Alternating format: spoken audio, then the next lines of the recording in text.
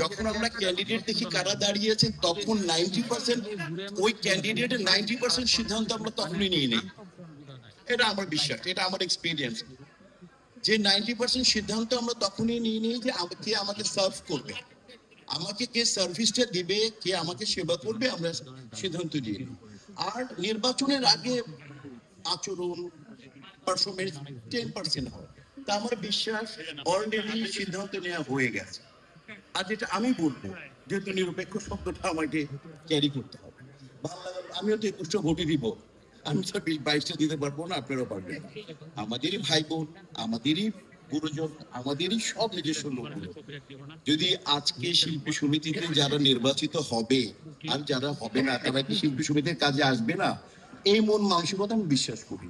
আমি বিশ্বাস করি আমাদের 5 থেকে 600 লোকের যে আয়োজন একটা শিল্পী সমিতি, দেশের ছবির সম্পর্কে আপনার সবাই অবগত, এখানে মিডিয়া আছে, এখানে আমরা সবাই শিল্পীরা, সিনিয়র্স, আমার সমসাময়িক জুনিয়র সবাই আছে, আমরা সবাই জানি।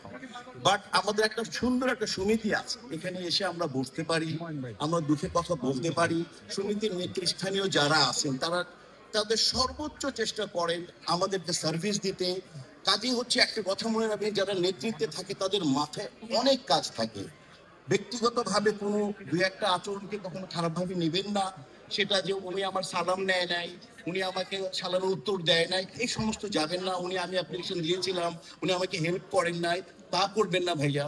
আগামী 2 বছর সুষ্ঠুভাবে যারা কাজ করবে তাদেরকে নেতৃত্বে যাদেরকে আনবেন তাদের মাথায় রাখবেন যাতে এটা চেহারা দেখে ভোট দিবেন না। আমি আবার বলে দিলাম, যে আপনার সাথে ছিল, যে আপনার সাথে থাকবে, আপনার দিল বলে দিবে, আপনার মন বলে যে কাজ করবে।